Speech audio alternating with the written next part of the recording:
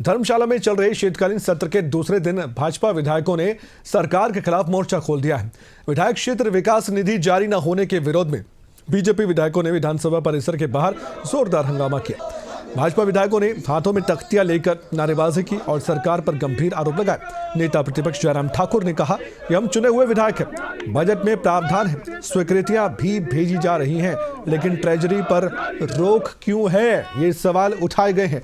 आप देख सकते हैं एक बार फिर से विपक्ष ने अपनी मजबूती का परिचय दिया और सरकार को घेरने का एक्शन प्लान पहले ही बना लिया गया होगा, क्योंकि ये सब कुछ छापा गया, तख्तियां हाथ में लेने का प्लान बनाया गया, उसके बाद योजनाबद्ध तरीके से इस प्रदर्शन को भी अंजाम दिया गया। ये सब कुछ हमने देखा। आइए सुनवाते हैं नेता प्रतिपक्ष जयराम ठाकुर ने क्या कहा है इस पूरे मसले पर। पार्टी के विधायक जिनको क्षेत्र की जनता ने चुन करके भेजा है, इस उम्मीद के साथ कि वो क्षेत्र के विकास के लिए योगदान देंगे, विभिन्न विकास कार्यों के लिए विधायक क्षेत्र विकास निधि के माध्यम से पैसा देंगे। हम चुने हुए विधायक होने के बावजूद बजट में प्रावधान होने के बावजूद भी विधायक क्षेत्र विकास निधि की स्वीकृतियां दे रहे हैं, लेकिन उसके बावजूद भी वो स्वीकृतियां तो कन्वे हो रही है, लेकिन पैसा जारी नहीं हो रहा है। हमारे साथ मनोज धीमान जुड़ चुके हैं, आइए जानकारी हासिल करते हैं। ये तो विपक्ष की बात थी, सत्ता पक्ष कह रहा है अपनी बातें, लेकिन क्या कह रहा है इस मसले पर, क्या कोई प्रतिक्रिया मनोज आई है इस प्रोटेस्ट पर जो विपक्ष की तरफ से किया गया है? बहुत आसान शब्दों में हमारे दर्शकों को यह भी बताइए, शुरुआत में इतना मुद्दा क्यों गरमाया हुआ है, क्या है ये मसला शुरुआत से लेकर अब तक बताइए, और इसमें भी क्या राजनीति आपको दिखती है या फिर वाकई में कुछ तो गड़बड़ सरकार कर रही है?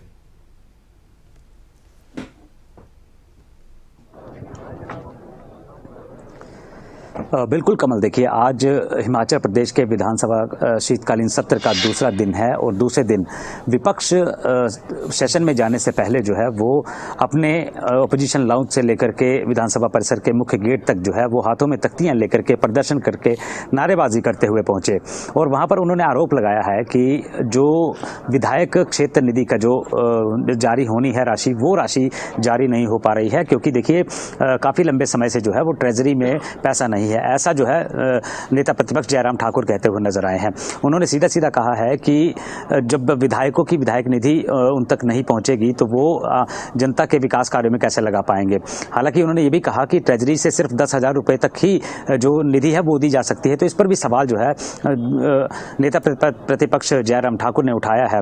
और साथ ही साथ देखिए ये आरोप और प्रत्यारोप लगातार लगते रहते हैं और सरकार को घेरने का प्रयास जो है वो विपक्ष ने पहले ही बना लिया था, क्योंकि जैसा कि आपने कहा कि तख्तियां हाथ में थी, सारी चीजें प्लान करके एक दिन पहले ही प्लान की गई थी, तो वो सरकार को घेरने की रणनीति जो है पहले ही बनाई जा रही है। ऐसे में देखिए जो जयराम ठाकुर हैं नेता प्रतिपक्ष, उन्होंने सीधे सीधे सरकार पर हमला भी बोला है और कहा है कि जो टोकन बेस्ड जो ठेकेदार हैं उनको टोकन दे करके उनसे कमीशन ली जा रही है, उसके बाद उनकी पेमेंट रिलीज हो रही है, तो कहीं ना कहीं जो है एक भ्रष्टाचार का मुद्दा भी आज इनकी तरफ ओर से उठाया गया है, बात की गई है। लेकिन उसके बाद जब प्रदर्शन खत्म हुआ उसके बाद ये सेशन में गए और अब थोड़ी देर पहले जो है वो सेशन से बाहर आए हैं और जयराम ठाकुर ने सीधा सीधा सरकार के मंत्रियों पर एक बार फिर से आरोप लगा दिया है कि उनकी बात जो है वो सिराज विधानसभा क्षेत्र से शुरू होती है और सिराज विधानसभा क्षेत्र में ही खत्म हो रही है।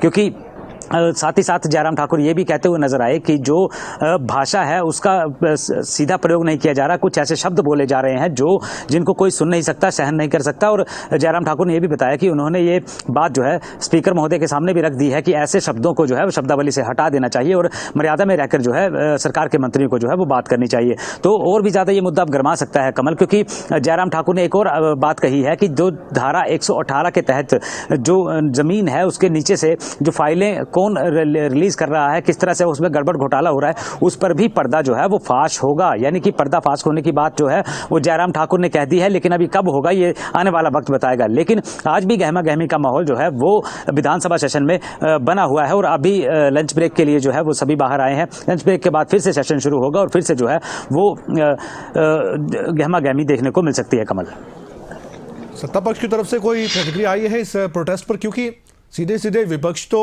सत्ता पक्ष को ही घेर रहा है और ऐसा लग रहा है कि पहले से रणनीति बनाकर विपक्ष आया है। धर्मशाला तपोवन।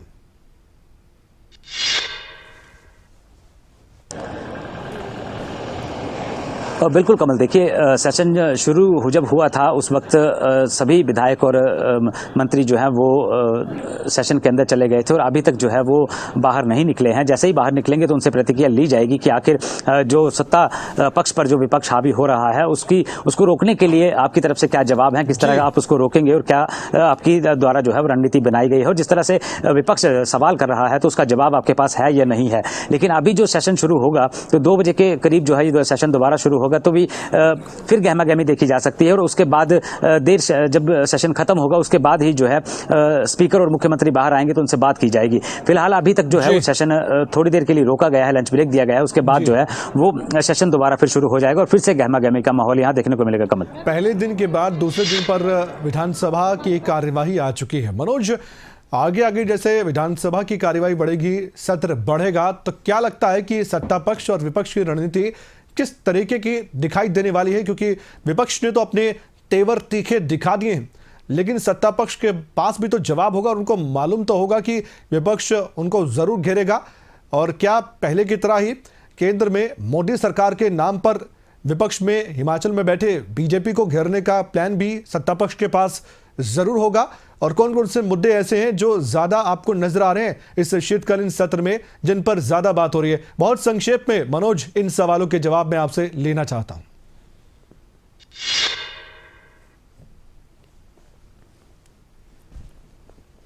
सबसे पहले तो देखिए भ्रष्टाचार, अव्यवस्था और जो प्रदेश में ठेकेदारों की पेमेंट नहीं हो पा रही है, पीडब्ल्यूडी लोगों के जो लोग हैं उनमें रोष व्यक्त कर रहे हैं। ऐसे में जो अन्य जो वर्ग हैं उन वर्गों के मुद्दे भी ये उठाने वाले हैं। सबसे बड़ा आउटसोर्स का मुद्दा है, उसकी तरफ कोई ध्यान नहीं दिया जा रहा। और साथ साथ अगर देखा जाए तो कमल, इस वक्त जयराम ठाकुर बिल्कुल अटैकिंग मोड में आ चुके हैं और उन्होंने सीधे सीधे कह दिया है कि ये सरकार ज़्यादा दिन टिकने वाली नहीं है, ये इस सरकार के जो है वो दिन पूरे होते हुए नजर आ रहे हैं। तो कहीं ना कहीं देखिए जो 118 के तहत उन्होंने पर्दाफाश करने की बात कही हो या फिर जो आने वाले मुद्दे हैं उन पर चर्चा की जाए तो, लेकिन कहीं ना कहीं कमल देखिए ये सारे हर दिन जो ये जिस तरह विधानसभा का सेशन बढ़ता जाएगा गहमा गहमी देखने को मिलेगी। लॉ एंड ऑर्डर को लेकर के जो सरकार को घेरा जा रहा है तो ऐसे में हर दिन जो है नया मुद्दा यहाँ पर देखने को मिलेगा और सरकार को पूरा घेरने की बात कही जा रही है। वहीं दूसरी ओर जब भी बात की हो रही है तो आपदा के साथ जुड़े मामलों पर कोई चर्चा नहीं की जा रही। जब चर्चा हो रही है तो सीधा केंद्र की सरकार को हिमाचल प्रदेश सरकार द्वारा कोसने का काम किया जा रहा है कि केंद्र से जो है वो राहत नहीं मिल पा रही। लेकिन जयराम ठाकुर ने यह भी स्पष्ट कर दिया है कि जो पहले 500 करोड़ 1000 करोड़ के रुपए जो राहत दी गई थी वो कहां गई, उसका कोई हिसाब नहीं हुआ है और वो सरकार चलाने में लगा दी गई है। तो केंद्र भी अब भली भांति जानता है और किस तरह कदर आपदा से जो प्रभावित है उनको पैसा पहुंचाना है, किस तरह से पहुंचाना है वो केंद्र जानता है। तो जयराम ठाकुर अटैकिंग मोड में है और सरकार को हर बात का जवाब क्लियरली दे रहे हैं और उनसे सवाल पूछ भी रहे हैं और ऐसे में अब और ज्यादा गहमा गहमी का माहौल जो है अब आने वाले दिनों में बनता नजर आएगा। कमल, बहुत बहुत शुक्रिया इस जानकारी के लिए। आप समय समय पर जानकारी देते रहिएगा, हम दर्शकों को बताते रहेंगे कि विधानसभा के सेशन में हो क्या रहा है।